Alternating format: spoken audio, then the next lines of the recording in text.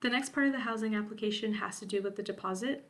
So if you are not eligible for a fee deferral, please watch the other version of this video to ensure you're getting the correct information. If you are eligible for a fee deferral, this is the page that you're going to see. And what the deferral does is it makes you not required to pay the deposit right now. It does not make you exempt from the payment. Instead, the payment deadline has just been pushed back at a later date. Additionally, the reason why you have a deferral is because your federal FAFSA estimated family contribution, also known as EFC, is below $4,000. So, there are two reasons why a deferral could be revoked. The first one is that your EFC changed and it has now increased above $4,000. There are various reasons as to why an EFC could change.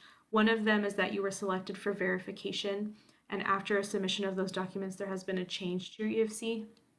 The other one is that you made a change to your FAFSA application after it was submitted initially and created a change in your EFC. This bullet here goes a little bit more into detail about that. Additionally, there are steps about how to monitor your federal EFC through your MyCI. So go ahead and check that out so that way you can keep an eye on your EFC. If your EFC ever does change, our main housing office will contact you so that way you can pay the housing deposit on time. The second reason is that we might have learned that your FAFSA application was submitted late after the priority deadline.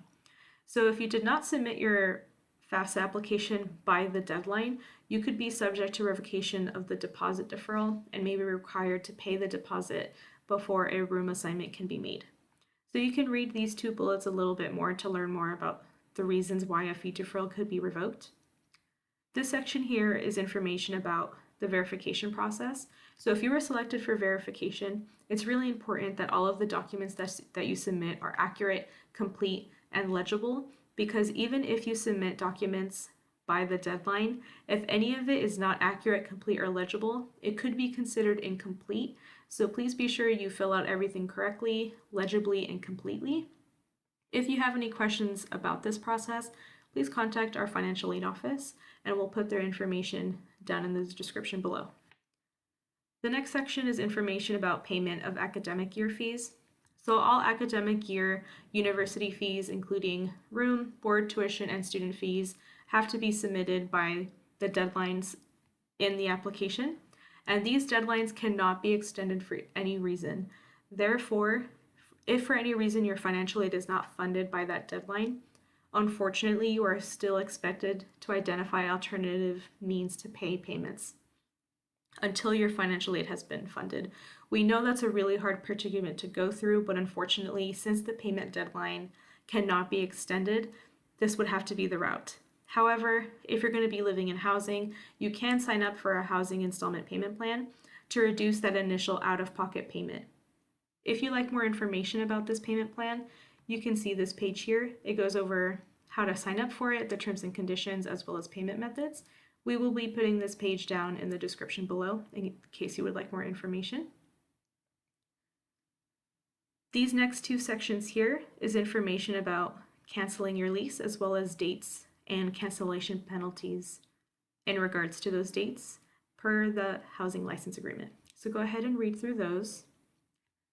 Once you're ready, you'll be electronically accepting the HRE deposit fee deferral by using your student ID number. Once you're ready and you agree to all terms and conditions of the fee deferral, it will be understood that you're agreeing to all of these terms and conditions, which is not limited to the obligation of making a payment towards the housing deposit prior to the fall semester payment deadline. And this would be applicable should changes occur to your EFC or if we learn that your FAFSA application was submitted late after the deadline, as we mentioned earlier. So once you're ready and you've read through everything, go ahead to agreeing all the terms and conditions of the fee deferral and continue on with the application.